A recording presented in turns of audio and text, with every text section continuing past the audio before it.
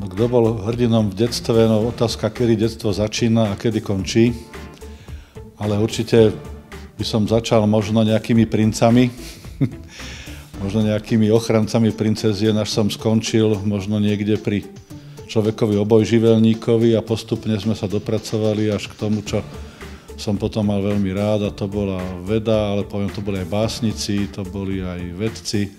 A možno najvýznamnejší, keď poviem, Charles Darwin, Pasteur a nakoniec možno aj toho Bonda môžem spomenúť. V tejto veci som to mal veľmi ľahké, lebo som z učiteľskej rodiny, vyrastal som v škole. Otec bol v podstate veľmi človek založený vedecky. Vyrastal som v prostredí kníh, odborných časopisov, vedeckých časopisov. Veda bola mojou súčasťou od útleho detstva až doteraz.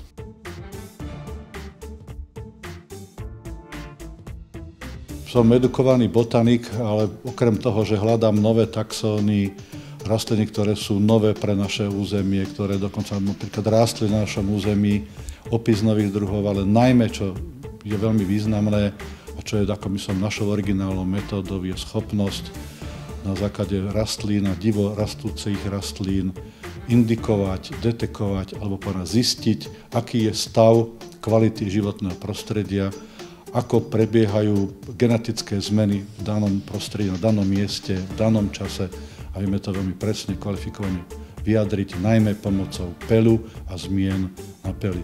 Ešte najvýznamnejšie si vážim je to, že vieme tieto veci zistiť a porovnávať súčasný stav, ktorý je veľmi napríklad zaujímavý v mestách, v priemyslových oblastiach, a vieme porovnávať aj 100 rokov, 200 rokov spätne dozadu v základe poznatkov alebo materiálu získaných z herbárových položiek. Na mojej práci ma fascinuje to, že neustále sa mi otvárajú nové a nové problémy, ktoré stále ešte viem riešiť, alebo teda si myslím, že ich viem riešiť.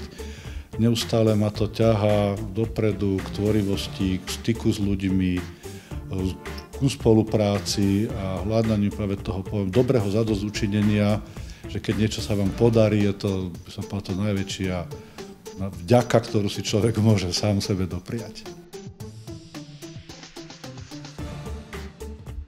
Keby som mal čarovnú paličku, mnohokrát som si myslel, že ju aj mám, aj som sa od detských hier až do teraz, ale určite, keby som mohol, tak by som zrušil zbrane.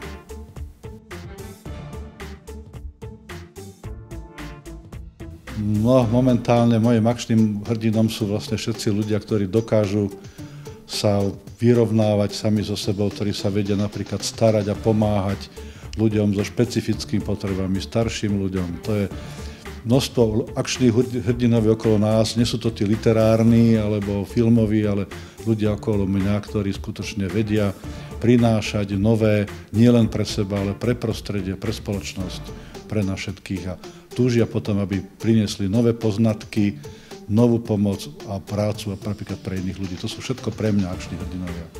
Želám všetkým veľa síl, aby mali také zadozučinenie z dobre vykonanej práce, ako sa to podarilo mne. Všetkým želám veľa chutí do ďalšieho rozvoja a do ďalšieho štúdia.